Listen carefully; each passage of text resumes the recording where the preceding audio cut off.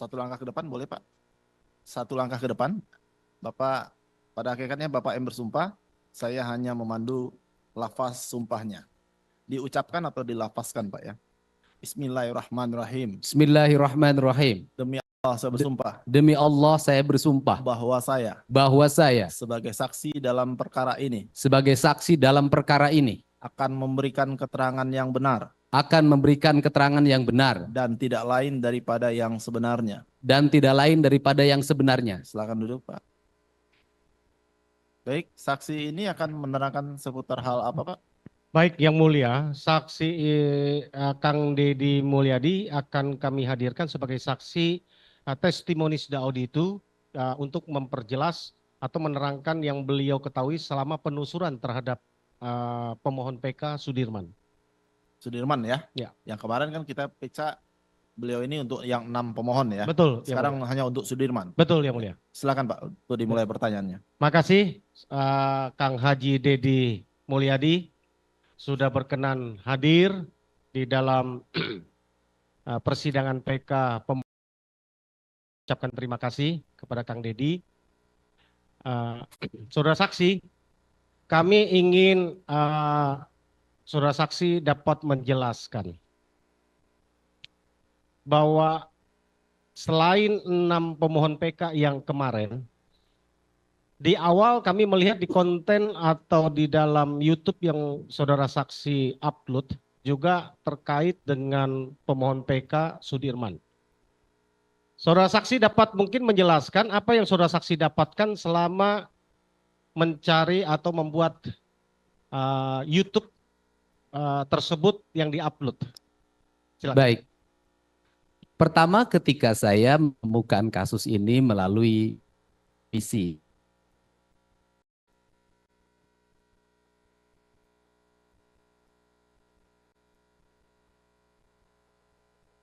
Bu Titin itu, waktu itu ada 1 Saka Tatal, 2 kakaknya Saka Tatal, yang ketiga adalah ayah dan ibunya dari saudara Sudirman.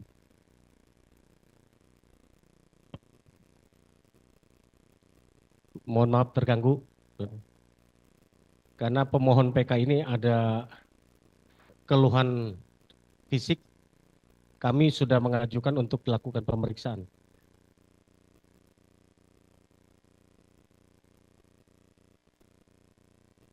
Oke, sesudah saudara saksi melakukan penelusuran ya, mengetahui ada peristiwa, apa yang membuat saudara saksi mengupload itu lalu mencari tahu lebih dalam tentang peristiwa Vina dan Eki di Cirebon ini? Yang pertama adalah ketika bertemu dengan Saka Tatal dan kakaknya, kemudian ayah dan ibunya Sudirman, waktu itu saya bertanya pada ayah dan ibunya Sudirman, di mana posisi Sudirman saat peristiwa itu terjadi. Ayah dan ibunya yang menyatakan bahwa pada saat peristiwa itu terjadi, Sudirman berada di rumahnya dan dia bersumpah. Setelah itu mungkin ini waktu dekat ya, mungkin sekitar 3 bulan atau 4 bulan yang lalu, saya pun bertemu dengan adiknya Sudirman, yaitu saudari Lilis. Dan dia menyatakan pada malam minggu itu Sudirman berada di rumah main HP. Setelah itu juga saya bertemu dengan Arfan, tetangganya Sudirman, yang menyatakan bahwa dia melihat pada malam minggu itu Sudirman berada di depan rumahnya. Kemudian saya juga bertemu dengan saudara Tono sebagai kakak ipar dari saudara Arfan. Ketika malam minggu itu dia wakuncar pada pacarnya yang kebetulan rumahnya berdekatan dengan saudara Sudirman. Dan dia melihat Sudirman ada di depan rumahnya. Cuman pada waktu itu dia pun mengajak saudara Sudirman untuk ke tempat kontrakannya. Tetapi saudara Sudirman menolak. Ya kan, karena dia masih main di tempatnya atau di halaman rumahnya. Biasanya saudara Sudirman itu ketika diajak suka bermain di rumahnya saudara Tono. Baik. Setelah saudara bertemu dengan tadi Arfan, Ritono dan juga Lilis ya, saudara saksi mewawancarai mereka bertiga. Kesan apa yang saudara saksi dapatkan dari kesaksian mereka? Setelah saya mendapatkan kesan yang mendalam bahwa Sudirman bukanlah orang. yang memiliki kualifikasi untuk melakukan tindak pidana. Dilihat dari sisi postur tubuh, kemudian kecakapan, dan ketiga riwayat hidupnya, di mana Sudirman sekolahnya pun itu umur 17 tahun baru lulus SD.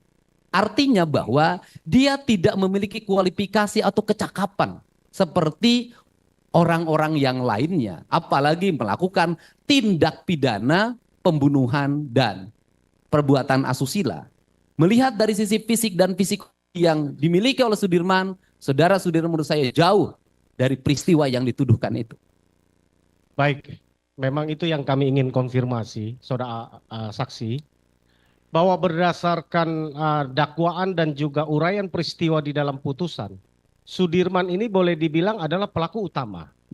Karena pada tanggal 17 Agustus di dalam dakwaan dan uraian peristiwa di putusan, Sudirman ini mendapatkan SMS dari DPO yang bernama Dani.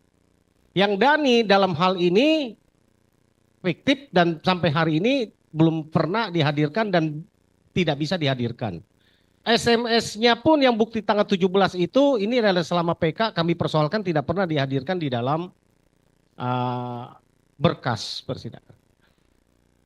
Bahwa dia karena dituduh dia terus yang ke Sakatatal, lalu dia yang memprovokasi, saya sependapat dengan apa yang saksi sampaikan tadi, bahwa biasanya seorang saksi pelaku utama, apalagi ini dalam unsur pembunuhan berencana, tentu dia harus aktif mempengaruhi orang, apalagi ini 11 orang. Ya kan? Mempengaruhi kan? Selain yang sudah disebutkan ada Dani, Sakatatal, dia sampaikan SMS-nya. Masih berikut dengan Sudirman berarti 3 orang. Masih ada 8 orang lainnya. Ya, ada Peggy, ada Andi, kemudian ada yang lain ya, 6 terpidana lain yang kemarin mengajukan PK, ya. Bahwa total ada 11, ya. Rasanya memang tidak mungkin dia proaktif untuk mempengaruhi, ya. Kesan apa yang saudara saksi dapatkan ya terhadap selain bahwa dia secara fisik tidak memungkinkan, secara katakanlah IQ-nya tidak memungkinkan, apalagi yang saudara lihat dia tidak mungkin lakukan perencanaan itu? Orang yang memiliki kualifikasi pendidikan tidak bisa menyelesaikan bangku SD dalam waktu cepat. Biasanya dalam lingkungan hidup sosial bukan orang yang menyuruh tapi orang yang disuruh. Karena dia orang yang disuruh, dia memiliki kualifikasi sebagai orang yang mau disuruh oleh siapapun. Dan mau melakukan apapun. Nah, dalam pergaulan seperti itu adalah orang yang seperti Sudirman, menurut saya tidak punya kualifikasi melakukan perintah.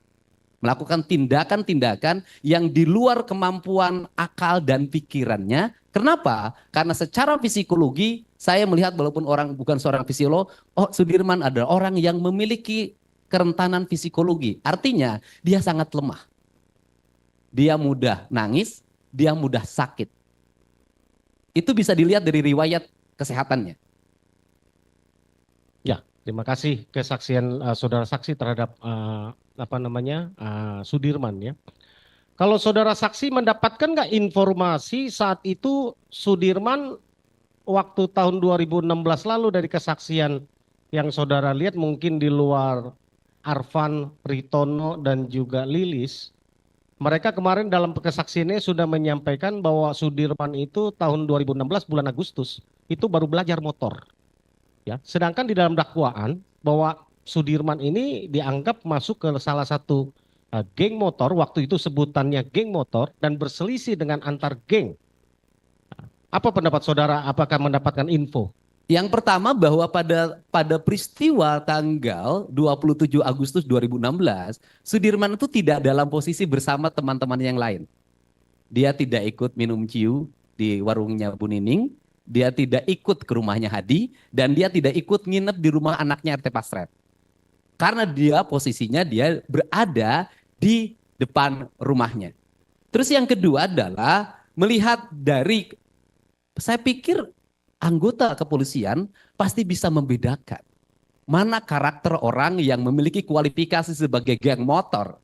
Geng motor itu ada 2 hal yang dia miliki. Satu, kemampuan berkendaraan bermotor. Dia mampu melakukan kecepatan tinggi ketika memacu kendaraan bermotornya. Yang kedua adalah memiliki jiwa sadisme.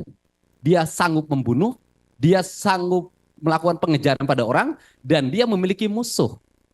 Kalau melihat foto Sudirman, riwayat hidupnya menurut saya tidak ada dia memiliki kualifikasi itu. Setelah itu kan kepolisian memiliki catatan. Polisi itu pasti tahu kelompok mana saja yang disebut geng motor, siapa saja nama yang tercatat. Apakah Sudirman ada dalam catatan di grupnya ekstasi? Atau di grupnya yang lain? Berarti bisa ditanya di seluruh geng motor yang ada di kota Cirebon waktu itu dan di Kabupaten Cirebon, apakah saudara Sudirman pernah ikut nongkrong bersama geng motor? Atau pernah terdapat riwayat dia melakukan tawuran dengan kelompok lain? Karena upaya pembunuhan biasanya dilakukan didahului oleh tawuran yang sebelumnya. Pertanyaannya adalah, apakah Sudirman pernah melakukan tawuran sebelumnya? Polsek pasti tahu.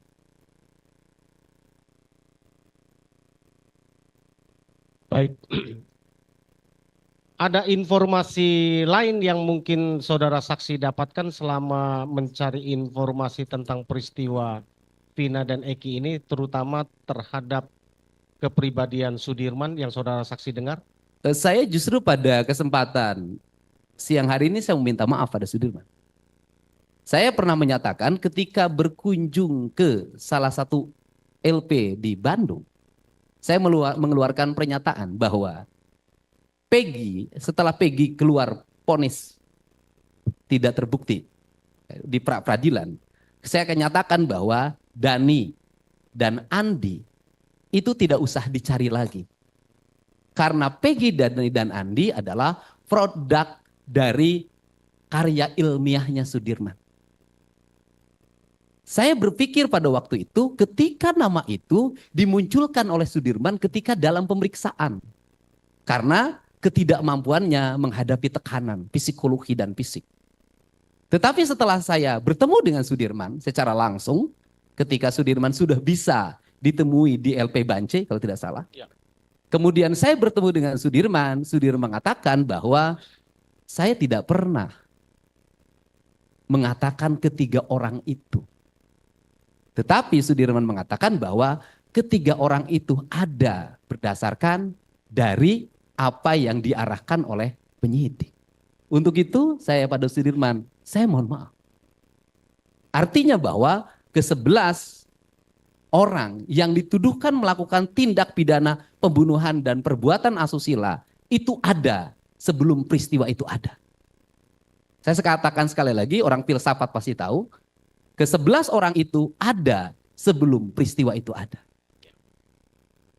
Sama dengan barang bukti itu ada setelah peristiwa itu terjadi, begitu filsafatnya ya. Karena barang buktinya kemarin itu berupa bambu, baru dipotong pada tanggal 31 Agustus 2016, padahal kejadiannya 27 Agustus 2016. Kalau menurut saya barang bukti itu tidak ada. Karena yang disebut dengan barang bukti adalah barang yang digunakan untuk melakukan kejahatan. Sedangkan batu yang diperoleh menurut Sudirman itu diperoleh di belakang showroom yang diambil oleh polisi. Kemudian bambu juga disiapkan oleh polisi gergaji. Jadi barang bukti itu bukan milik pelaku tapi itulah milik polisi.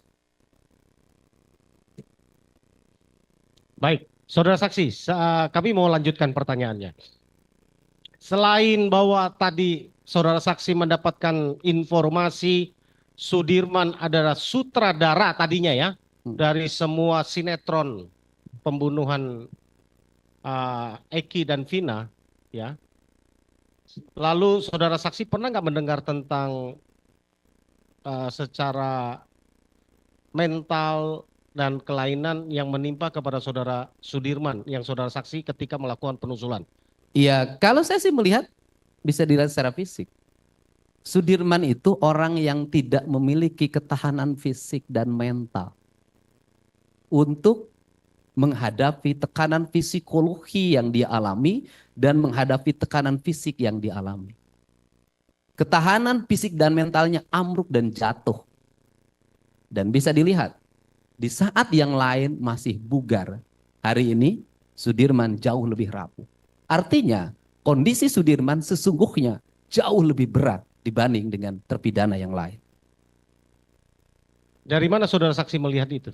Dari kondisi fisiknya, dari cara berbicaranya, dari sikapnya. Karena dia memiliki kemampuan di bawah kemampuan yang lain. Dan tidak mungkin orang yang memiliki kemampuan yang sangat rendah menjadi otak pelaku. Ya. Setelah melihat nih, sesudah bertemu dan sekarang melihat persidangan PK berjalan, kami ingin tanggapan saudara saksi terhadap Sudirman selain tadi adalah yang paling rapuh, yang paling berat menghadapi siksaan tadi, apalagi kesan, apalagi yang saudara saksi dapatkan terhadap Sudirman ini? Sudirman merupakan orang yang paling berat. Karena dia mengalami tuduhan yang berat. Dia mendapat prasangka dari terpidana yang lain. Prasangka sebagai orang yang seluruh ucapannya dan tindakannya menjadi alat untuk membunuh teman-teman. Prasangka itu akan melahirkan tekanan psikologi yang sangat tinggi.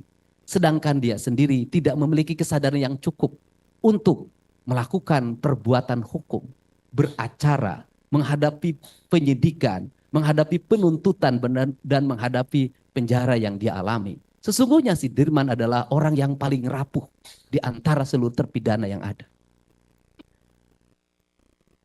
Ya, kalau itu yang saudara saksi sampaikan tadi, bahwa melihat rangkaian yang disampaikan, bahwa lihat dari fisik, mental, tekanan yang dihadapi, bahwa dia bukan pelaku.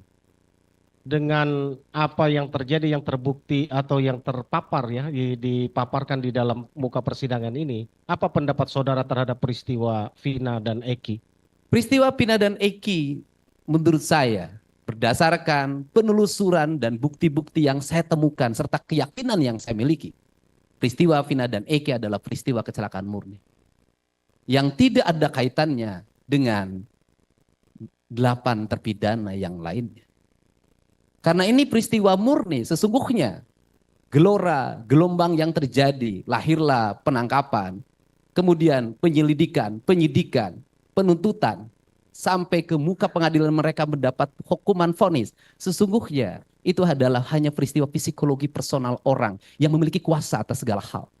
Psikologi orang akan tumbuh menjadi raksasa manakala yang dihadapi orang-orang kecil dan tidak berdaya. Lain kasusnya apabila Sudirman CS adalah anaknya orang-orang yang punya kemampuan secara ekonomi dan kekuasaan. Tidak akan mereka mengalami peristiwa yang seberat ini. Menurut saya, dalam konsepsi ini saya melihat ada beberapa hal. Yang pertama, hilangnya akal sehat. Yang kedua, hilangnya nilai-nilai kemanusiaan. Kedua hal ini sangat berbahaya bagi kehidupan hukum kita. Dan untuk itu, menurut saya harus segera dihentikan.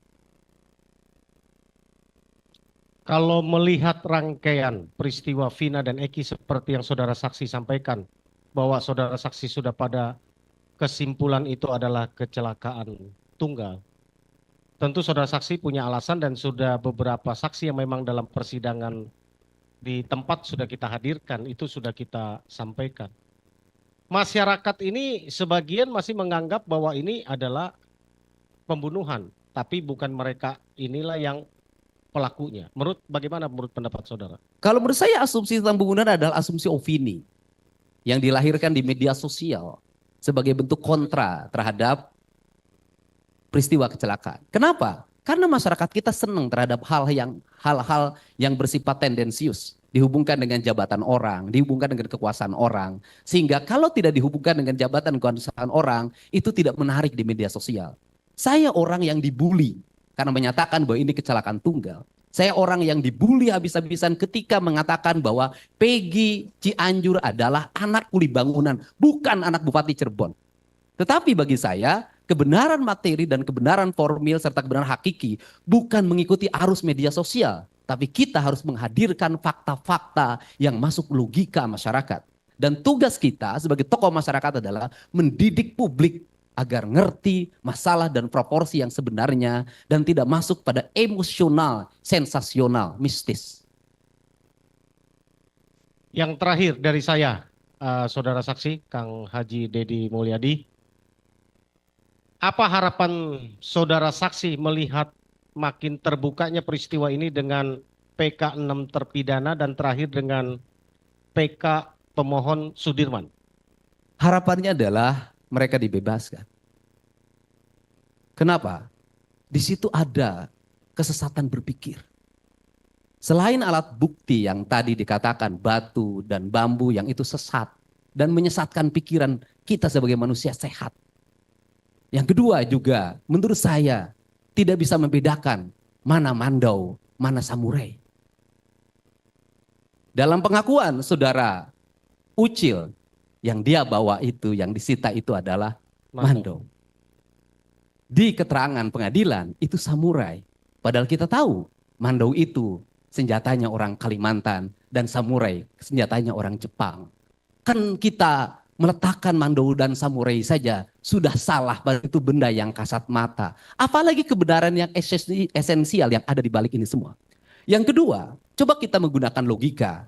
Logikanya adalah bahwa saudara Vina diruda paksa di kebun singkong atau di situ kebun kacang dalam keadaan gerimis dan bekas hujan. Pertanyaannya adalah, pernahkah ada banyunya kotor? Adakah tanah yang dibawa? Kan tidak ada. Dari situ logikanya sudah tidak masuk akal. Menurut saya ada Sengkon dan Karta, ya hanya 2 orang. Tapi mampu menemukan kebenarannya dan melahirkan namanya PK. Ini 8 orang. Di saat Indonesia masuk dalam era demokrasi yang terbuka, di saat kita menjunjung tinggi supremasi hukum, di saat kita masuk era digital, menurut saya tidak ada jalan lain demi keadilan dan kemanusiaan atas nama warga Jawa Barat dan warga Indonesia yang punya kesadaran pikiran. Saya minta mereka dibebaskan. Dan saya pun berharap kita tidak boleh mati pada hukum sebuah putusan. Dan hukum itu harus hidup. Saya pernah kuliah di Fakultas Hukum. Hukum itu harus hidup. Ketika dari sisi sistematika bahwa ini sudah mentok menjadi putusan yang tertinggi, saya pikir institusi hukum seperti Kejaksaan Agung punya langkah ketika melihat kebenaran yang material di depan mata kita. Ada langkah-langkah hukum lain yang bisa dilakukan sebenarnya. Tidak hanya mati. Hukum tidak boleh mati, dia harus hidup. Karena hukum adalah alat untuk melakukan perubahan masyarakat. Saya sebelum dilanjutkan oleh rekan kami atas nama tim hukum DPN Pradi yang mendampingi 7 pemohon PK, dalam hal ini terpidana seumur hidup akibat peristiwa Vina dan Eki, sungguh mengucapkan terima kasih kepada Bapak Haji Dedi Mulyadi.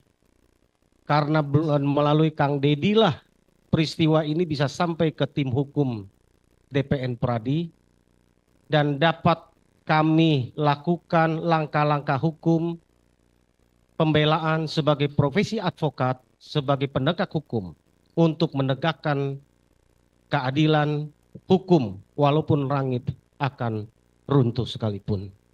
Itulah yang kami sampaikan, itulah yang kami perjuangkan.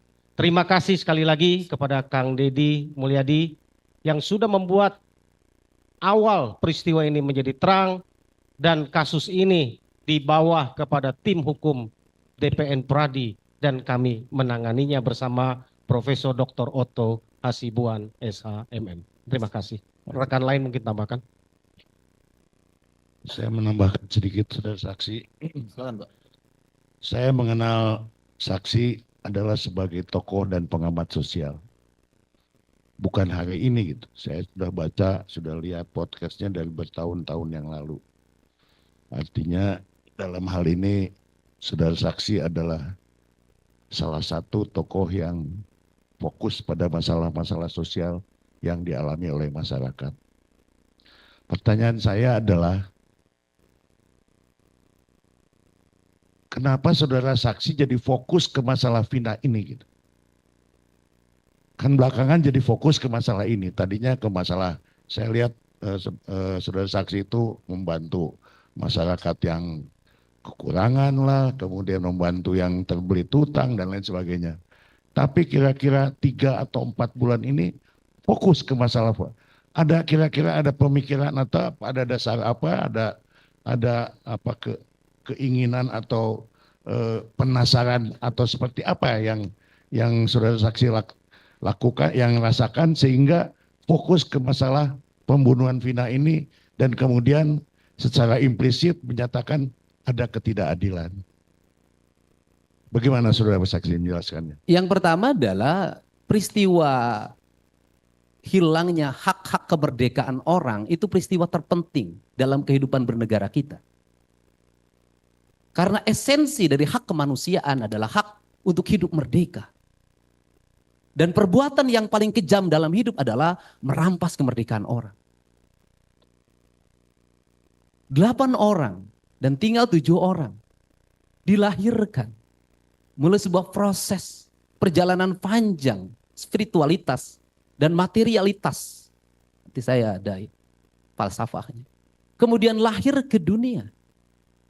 Setelah itu di usia 19 tahun, 20 tahun, 21 tahun, dia harus menghabiskan hidupnya di penjara seumur hidup.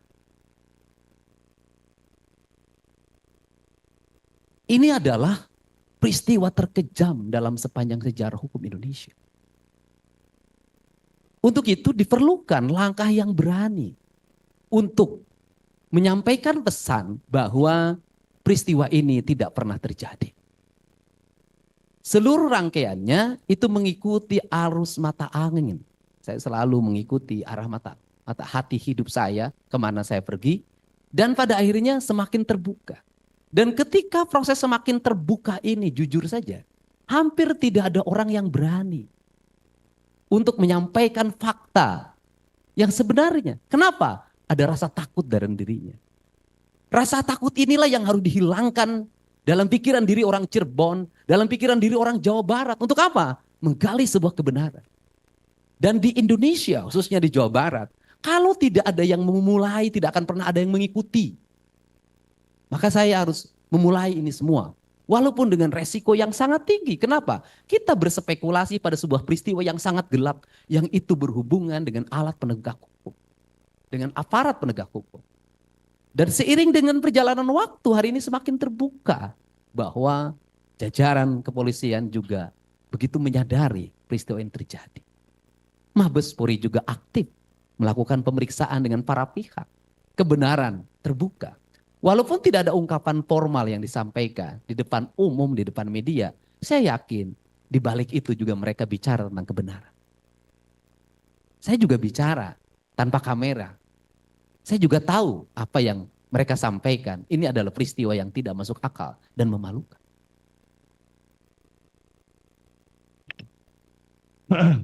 Saya ingin mendalami lebih dalam lagi sedikit tentang kata-kata ketidakadilan itu. Pemahaman saudara saksi tentang ketidakadilan ini, khususnya di kasus Vina dan Eki ini, seperti apa kok jadi dalam hal ini, maaf bahwa saudara saksi berani melawan menentang netizen lah, menentang segala macam, dan tetap dengan prinsip dan keyakinannya bahwa ini ada ketidakadilan. Ketidakadilan adalah seseorang yang menjadi terperiksa, kemudian tersangka dan terpidana harus mendapat pendampingan hukum yang memadai. Harus mendapat rasa adil dalam proses hukumnya. Saya melihat dalam seluruh proses yang dijalani oleh ke-8 terpidana dan sekarang tinggal 7 terpidana yang terpenjara, seluruh prosesnya tidak adil. Mereka tidak adil ketika sudah dilapor seorang pelapor yang berkapasitas mengaku diri sebagai sipil padahal dia sebagai anggota. Itu melaporkan menyebutkan 11 orang tersangka. Kemudian dilakukan penangkapan sendiri. Setelah itu dilakukan pemeriksaan. Walaupun kepada akhirnya diserahkan kepada unit serse. Tapi proses awalnya sudah menurut saya bertentangan dengan prinsip-prinsip keadilan. Dengan bertentangan dengan prinsip-prinsip transparansi dalam penanganan kasus. Ini adalah peristiwa terjadi pada mereka. Kenapa peristiwa ini terjadi pada mereka? Karena mereka berstatus ekonominya rendah. Karena mereka berstatus orang-orang miskin. Dan saya katakan kalau ini menimpa anak pejabat, menimpa pejabat tinggi, menimpa anak dari keluarga besar, alat penegak hukum, atau aparat penegak hukum tidak akan terjadi. Mereka adalah orang-orang yang sial karena status sosial hidup.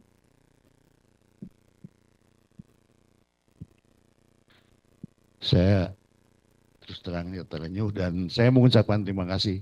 Salut dan lanjutkan karena itu memang masyarakat di Jawa Barat khususnya menanti bantuan dari Kang Saudara Saksi di masa-masa yang akan datang. Mudah-mudahan sukses. Saya kira dari saya cukup sekian. Cukup ya? Baik, silakan dari termohon. Kalau ada pertanyaan kepada saksi ini, silakan. Cukup?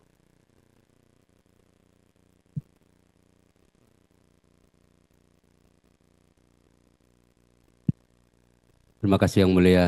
Selamat datang Pak Haji Dedi untuk yang ketiga kalinya. Kami tidak ingin ada pertanyaan, sudah cukup pertanyaan dari para tim penasihat hukum. Namun saya ingat bahasa, apakah Pak Dedi sependapat bahwa hukum itu tidak mencari-cari kesalahan orang, tetapi hukum itu ada guna menemukan kesalahan orang. Apakah sependapat dengan hal seperti ini? Ini yang ingin kami tanyakan kepada Pak Dedi. Ya, hukum tidak mencari kesalahan orang, tetapi hukum tidak boleh menghindari ketika orang bersalah. Dan pada 7 terpidana ini tidak ada kesalahan dan tidak ditemukan kesalahan menurut saya. Itu kami menghargai karena itu adalah pendapat pribadi Pak Dedi. Namun kami hadir dan persidangan yang mulia ini kita hadirkan untuk menunggu putusan pengadilan Mahkamah Agung. Terima kasih. Cukup? Ya. Akan kami tambahkan sedikit ya Pak ya. Nah, dari anggota mau nanya. Silakan Pak. Saksi ya. Saksi sudah menjadi saksi di Sakatatal sebelumnya kan ya. Terus yang mau saya tanyakan, selama ini kan saksi sudah mewawancarain beberapa yang seperti siapa? Teguh, Okta, temannya Aib itu siapa? Oh, Dede. Nah, Dede ya kan. Nah, yang berawal dari kesaksian Aib dan Dede kan, yang mau saya tanyakan, waktu wawancara si Dede ini ada nggak saksi menanyakan yang nongkrong di situ tuh berapa orang yang dilihat sama si Dede dengan kepalanya sendiri, dia melihat langsung nih berapa orang? Iya, justru Dede tidak melihat ada orang nongkrong. Tidak melihat ya. Tidak melihat ada orang nongkrong. Terus seperti yang saksi tadi katakan bahwa nama Andi, nama siapa Dani tadi adalah akal-akalan dari Sudirman. Iya. Padahal saksi menanyakan Sudirman itu mendapatkan nama itu dari penyidik. Iya. Berarti sebenarnya orang-orang ini tidak ada. Ya tidak ada. Terus saksi kan pernah menanyakan bapaknya, berarti setidaknya wawancara ke kampung situ lah ya. Ya. Ke kampung situ. Ada nggak di wawancara itu ke anak-anak yang lainnya itu kenal nggak sama si Andi, si Dani, si Peggy, dan satu lagi yang hilang tuh siapa? Hah?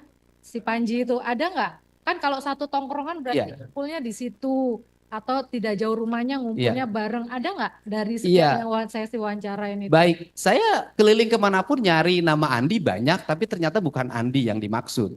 Kemudian Peggy juga mungkin banyak, tapi bukan Peggy yang dimaksud. Dani banyak, Dani yang dimaksud. Sebenarnya logikanya sederhana. Logikanya sederhana banget. Andai kata nama Andi dan Dani itu ada dari dulu sudah bisa ditangkap kan. Di setiap desa dan kelurahan ada Babin Kamtibmas. KTP-nya ada. Kan gampang. Menurut saya kenapa tidak bisa ditangkap? Karena memang itu nama fiktif. Berarti menurut saksi nama-nama itu nggak ada ya? Nggak ada. Karena dari wawancara saksi di kampus itu mereka pun tidak mengenal 4 orang ini. Tidak. Termasuk Panji yang nggak jelas kemananya itu ya. Cukup aja tuh.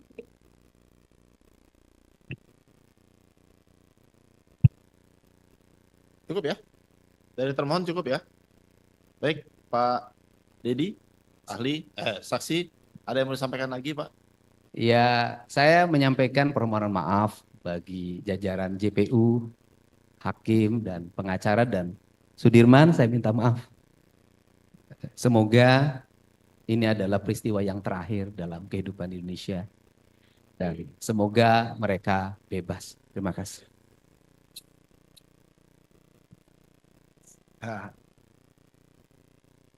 Ya, baik.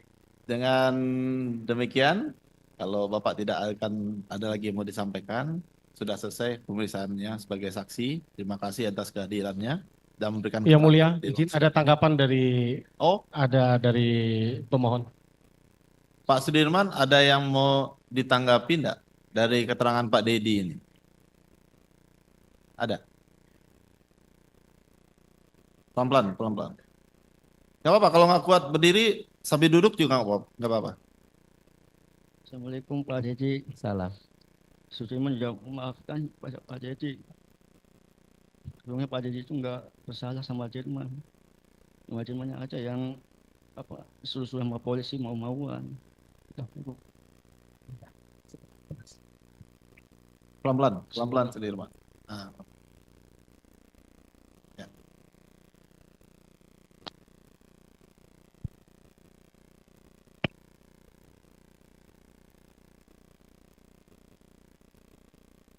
Ya. Oke, terima kasih Pak Dedi. Kalau ada keperluan bisa meninggalkan ruang sidang. Terima kasih atas kehadirannya.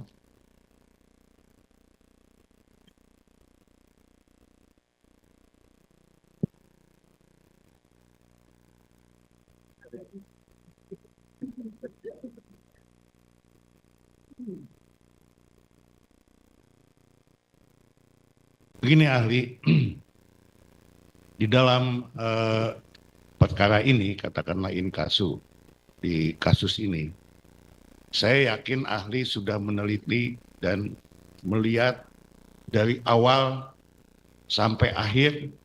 Kenapa saya bisa berkesimpulan begitu? Karena saya mendengar, melihat podcast-podcast ahli di beberapa tempat. Saya ingin pendapat ahli tentang kasus ini, inkasu. Mohon izin yang mulia. Selain memang secara ada tanggung jawab kami sebagai seorang ilmuwan, tidak hanya pada ruang-ruang media yang hari ini kita manfaatkan. Pada beberapa saat yang lalu, kami dosen hukum pidana mengadakan kajian bedah kasus di Surabaya. Semua dosen-dosen hukum pidana dan praktisi hukum. Ada mix juga, ada beberapa mahasiswa yang ada di sana. Dalam kesempatan ini yang mulia, jantung daripada peristiwa ini adalah BAP yang mulia. Izinkan saya jika memang nanti sejak awal BAP ini konsisten yang mulia. Nanti saya bisa tunjukkan bagaimana keterangan AF, bagaimana keterangan DD, bagaimana akhirnya dituangkan Pak Rudiana dalam BAP-nya. Jika yang mulia memperkenankan, saya akan menunjukkan berkas-berkas itu dan di poin-poin mana kekeliruan-kekeliruan itu. Kekeliruan pertama tentang jenis sepeda motor yang berbeda. Semuanya ada di situ. Tiba-tiba nanti di dalam dakwaan jaksa meletakkan sepeda motor yang tidak ada. Baik. Boleh saya tunjukkan yang mulia? Saudara paparkan dulu, nanti setelah paparan baru kita tunjukkan mana poin-poinnya. Jadi kita bisa mendengar dulu. Ya, mendengar dulu baru ditunjukkan. Baik. Silakan Pak. BAP, AF, dan DD. Kalau kita lihat tanggal 30 atau 31 nanti kita lihat lagi berkas, Pak Rudiana itu bergerak mulai jam 10 pagi. Melakukan Ini AF ya? Ya, dari BAP kita AF lihat. ya? Jadi kalau kita lihat dari BAP-nya Pak Rudiana, itu dia bergerak pada hari itu jam 10 yang mulia. Ini BAP AF apa BAP Rudiana? AF, DD, dan Pak Rudiana. Saya akan memixkan 3 BAP tersebut nanti. AF, DD, dan Pak Rudiana. Rudiana. Oke. Yang aktif pada waktu itu dia bergerak jam 10. Setelah itu setelah 2 jam dia ketemu jam 14 di showroom tersebut, baru mendapat telepon jam 16 pada waktu itu. Bertemu dengan AF dan DD di showroom tersebut yang mulia. Dari situlah dapat gambaran dan saya langsung melakukan tindakan-tindakan dan Pak Rudiana mulai melakukan laporan jam 18. Anehnya dalam berkas perkara tersebut yang mengkomunikasikan adalah AF, tapi dalam BAP tersebut AF diperiksa belakangan. Padahal yang kontak pertama itu adalah AF, orang yang paling tahu, dan AF yang juga mungkin bersinggungan langsung dengan peristiwa pada waktu malam itu. Kan AF yang ngajak. Nanti kita bisa lihat dalam berkas perkara. Kedua, dalam keterangan Dede dan Aep itu berbeda. Satu menyatakan orang malam itu 5 orang, satu menyatakan 8 orang. Bagaimana mungkin yang mulia dalam satu peristiwa, dalam satu titik yang disebut dalam warung Madura, ada orang yang berbeda. Dalam keterangan yang 5 dan 8, tiba-tiba didesain kembali oleh Pak Rudiana menjadi 11 orang. How come? Sedangkan dia tidak melihat kejadian tersebut. Pintu-pintu inilah yang sebenarnya teman-teman kejaksaan yang harus perhatikan. Disinilah dapat dilihat by design daripada sebuah perkara ini. Kedua yang mulia, tentang jenis motor. Karena ini berkaitan dengan pembuktian. Ada yang bilang 5, ada yang bilang 1, ada yang bilang 8. Nanti kita lihat dalam pembuktiannya segala macam. Dan anehnya, Saudara jaksa dalam surat dakwaan menuliskan ada satu kendaraan Vario yang tidak disebutkan oleh saksi. Baik Aep, Dede, dan segala macam. Dalam dakwaan, dalam putusan tersebut, Saudara jaksa menyebutkan ada jenis kendaraan Vario. Dari mana diangkat itu yang mulia? Tidak ada satu keterangan. Nanti saya pertunjukkan yang mulia. Betapa tidak telitinya dan cermatnya. Dalam putusan nomor 4. Termohon bawa surat dakwaannya, Pak. Enggak, berkasnya nggak bawa. Biar kita cocokkan. Bawa ya.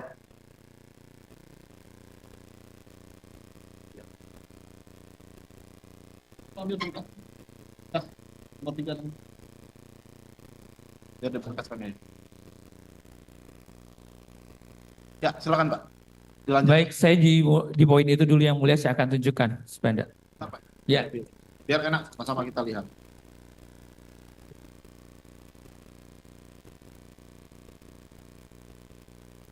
Nanti izinkan saya juga yang mulia mungkin karena tadi sudah telisuri, selain memang tadi mulai dari penyidikan, terus dakwaan yang tadi tidak tepat, dan saya menemukan betapa putusan pengadilan tinggi juga tidak diambil dengan pertimbangan yang matang.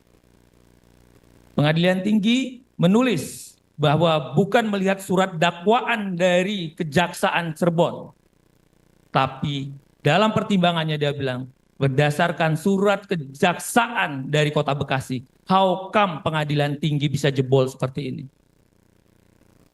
Saya pegang, kalau ini yang saya terima salah, berarti yang saya terima yang salah. Dan ini ada capnya, fotokopinya dari Pengadilan Negeri Cirebon. Berkas pertama, bukan melalui dari yang di internet ya. Saya memilih dokumen asli yang dimohonkan pada waktu itu.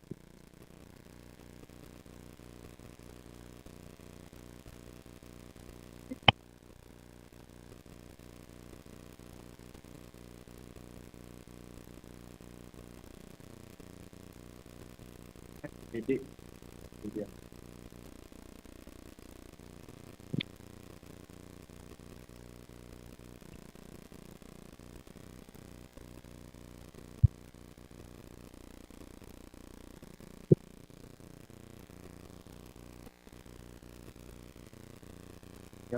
Ahli tadi di mana di putusannya?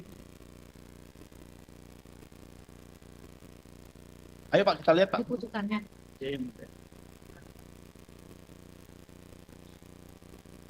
Di putusannya Pak.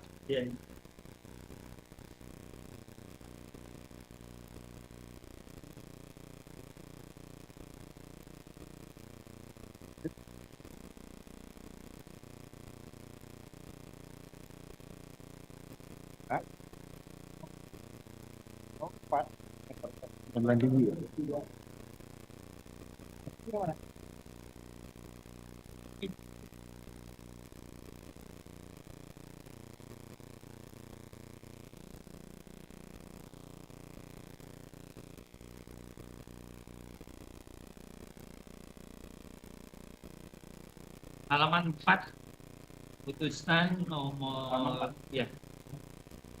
Putusan 193, PT. Tadi yang didakwa dulu, yang didakwakan Bapak Yang ada Vario. ahli menerangkan tadi ada Honda Vario. Di mana? Di mana Pak?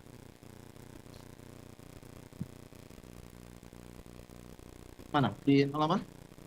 Halaman 9 yang mulia.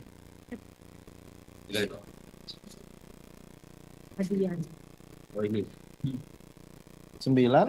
Ya, yang mulia. Ya. 9.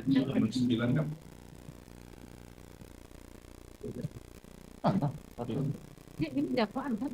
Dakwaan. Ini putusan. Iya, di dakwaannya kan sama aja. Putusan nomor 4. Putusan. Kalau kita Putusan ada 4. Karena di putusan nomor 4 ada Sudirman yang mulia.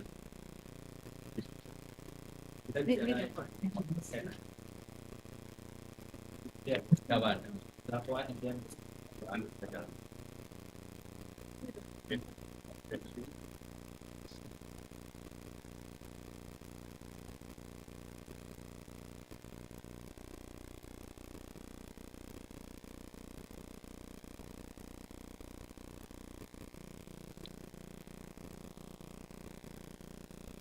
Oke, mana lagi? PHP PHP tadi ya? AF yang jadi 5 orang dan 8 orang. Wah. Ini adalah kita tanggal 6 AF. 8 orang yang ada. mana?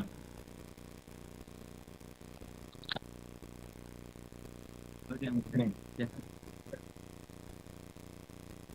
Ya, ketemu? AF. Ini adalah BAP-nya DD 5 orang.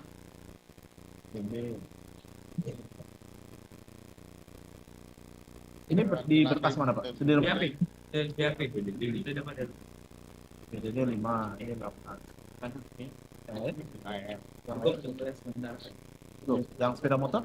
Hah? Yang jenis sepeda motor tadi udah ya? Ya, Siapa ada? tadi. Nanti terus jumlah-jumlahnya bisa dilihat dari bukti Pak, yang disita. Bukti yang diperlihatkan itu beda-beda yang mulia. Saya ada catatan di dalam putusan ini. Saya menandai. Ini 123 tidak ada vario. Nyatakan barang bukti berupa. Nanti kita lihat di belakang ini.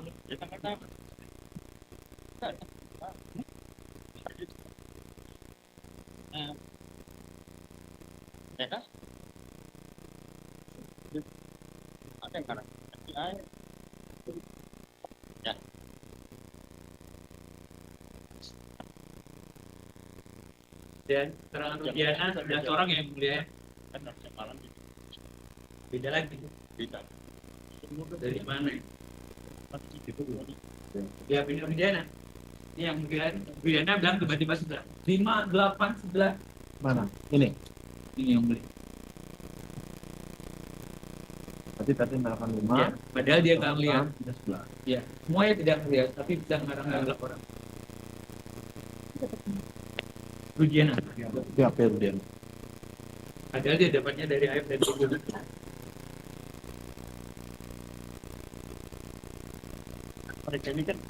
Di sidang Jadi, Rudiana. Ada bukti dalam diskusi. Maaf yang mulia. Tadi dicocokkan dengan amarnya. Iya, kemudian kamar juga tidak ada vario yang mulia. Saya udah tandain template-nya kan.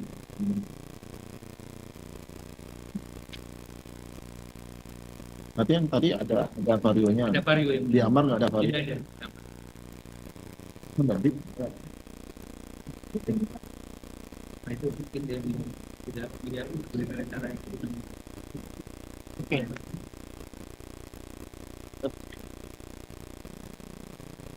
Ini yang mulia.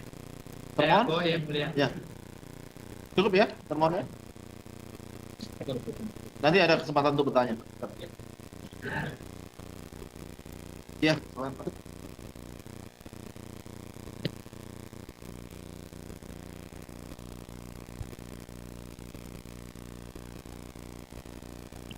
Masih ada? Silakan dilanjut, tadi belum selesai. Oh, belum selesai. Silakan, Pak. Lanjutkan, Pak.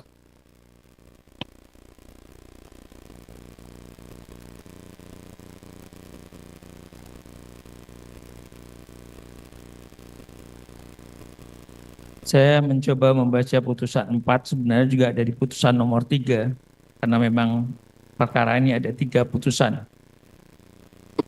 karena Sudirman dalam hal ini pemohonan PK, maka saya akan mencoba membaca dalam putusan nomor 4.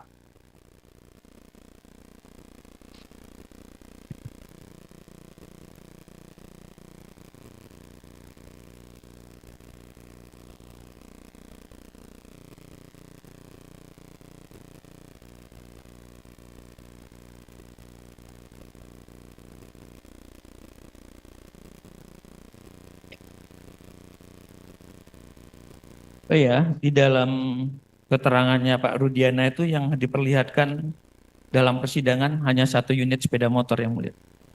Jadi bukan 5 atau 4 atau dari jenis. Keterangan Pak Rudiana hanya diperlihatkan.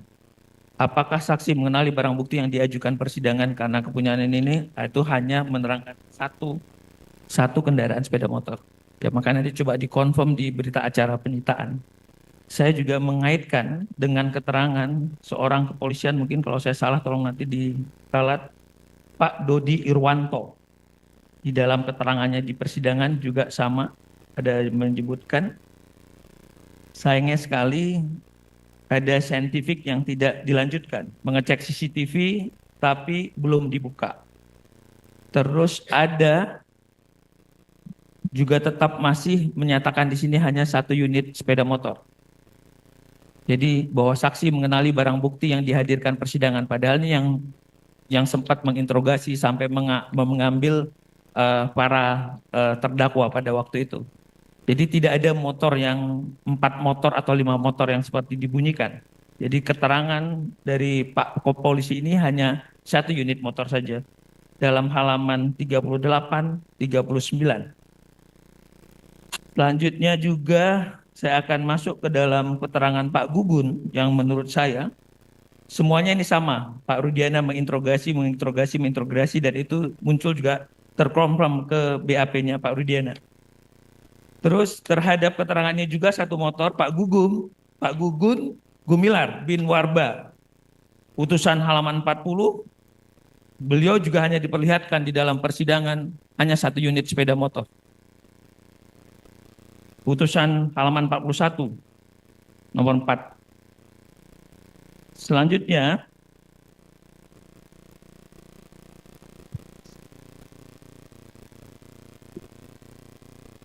lebih miris lagi adalah yang tidak diuji. Saksi Liga Akbar Cahya alias Gaga di bawah sumpah pada halaman 48. Ada kata menyebutkan di sini bahwa ketika saksi berada di kamar jenazah yang bernama Lutfia Habib Dinata mendapatkan pesan BBM dari saksi Rivaldi alias Ucil yang membacakan, silakan, kurang etis menurut saya untuk saya bacakan dan diperlihatkan pada teman-teman saksi yang lain. Sayangnya BBM tersebut tidak pernah ada bukti wujudnya. Lagi-lagi ini gantung, scientific evidence tidak dimunculkan. Orang hanya dikasih 1 seolah-olah ada BBM, tapi BBM itu tidak ada wujudnya. Jadi bukan hanya SMS. Kita bisa baca di halaman 47 daripada putusan tersebut. Selanjutnya, bayangkan saksi daripada yang tadi saya sebutkan, Liga Akbar ya mungkin. Ya, Liga Akbar. Dalam putusannya dia mengaku baru kenal 1 bulan, tapi udah biasa ke rumah Rizky pada waktu itu, baru kenal 1 bulan. Jadi bahwa saksi kenal dengan Muhammad Rizky Rudiana sejak bulan April dan dikenalnya sejak bulan Juli 2016. Kejadian adalah Agustus. Jadi ini katanya dia ngaku tapi dia takut orang kalau udah dekat biasa di rumah, seharusnya kalau ada terjadi suatu ya dia akan protek. Tapi tiba-tiba ini muncul. Sayangnya tadi BBM itu tidak ada dan tidak relevan dalam pembuktian secara saintifik. Padahal polisi banyak menemukan celah-celah pembuktian yang cukup sederhana bisa dilakukan. Tapi ini diabaikan. Selanjutnya saya membaca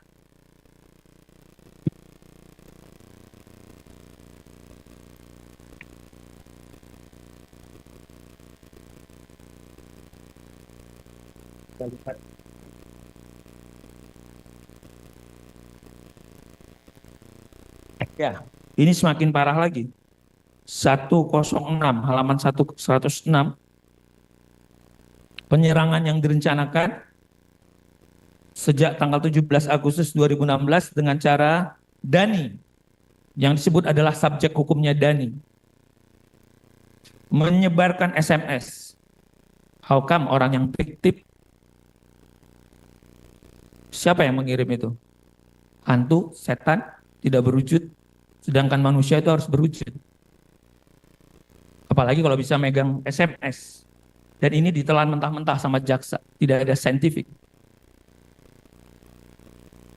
Ini yang kita bilang tadi, lompat. Seharusnya ditanya dong, ini siapa? Ini tidak ada. Menyebarkan SMS kepada Sudirman dan tidak memperlihatkan isi SMS tersebut sampai sekarang. Selanjutnya halaman 107. Polisi menyatakan ini adalah kecelakaan. Sayang mendiknya tidak ada. Jadi polisi sejak awal bilang ini kecelakaan. Termasuk dokter dalam visum menyatakan ini kecelakaan pada waktu itu ya. Tapi saya tidak mengambil itu. Jadi ada keterangan polisi, dikuatkan juga sama dokter yang pertama malam itu juga. Di dalam visumnya sudah disebutkan.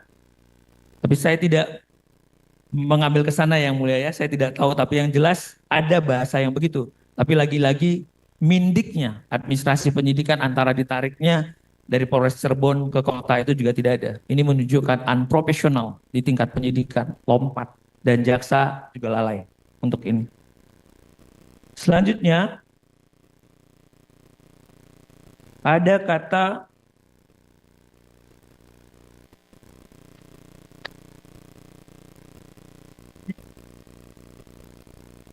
halaman 110 dari putusan 144. Ada kata merekayasa cerita atau kejadian. Tapi lagi-lagi, ini siapa yang merekayasa, siapa yang segala macam. Kalimat ini dimunculkan. Terdakwa 3 teguh agar saya mengaku bahwa pada hari ini yang disuruh merekayasa cerita dan kejadian. Lagi-lagi ini dalam persidangan fakta bunyi. Tapi lagi-lagi mungkin majelis hakim tidak menjadi hiu di antara fungsi diferensial antara penasihat hukum dan jaksa pada waktu itu.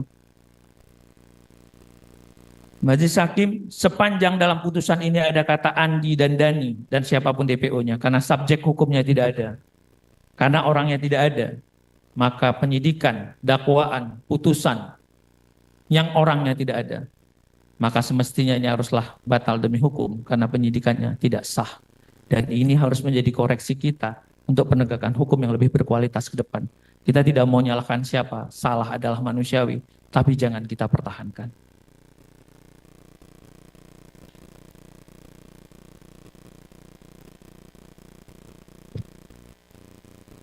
Yang mulia, mungkin terakhir saya hanya protes pada Pengadilan Tinggi Bandung pada waktu yang tadi, yang mulia. Bagaimana kecerobohan perkara di Cirebon, tapi mencantumkan dakwaan di Kejaksaan Bekasi. Saya mengaitkan pada putusan di akhir daripada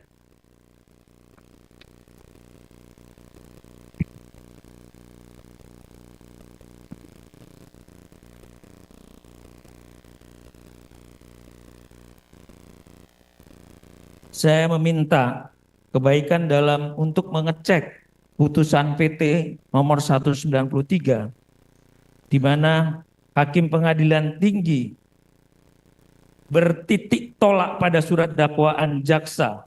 Jaksanya di Jaksa Kota Bekasi. Berarti kompetensinya, jurisdiksinya sudah keliru.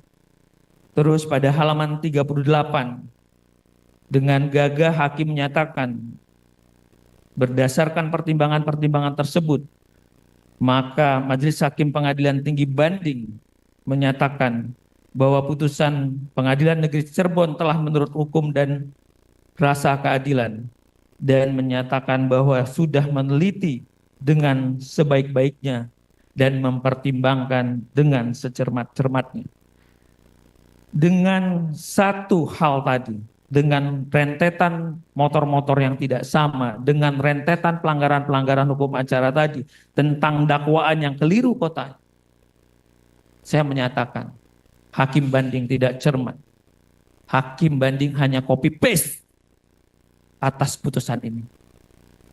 Bahwa hakim abai. Seharusnya mereka melaksanakan kewajibannya secara baik. Yang mulia, selebihnya mungkin nanti akan saya lebih gali lagi. Terima kasih yang mulia.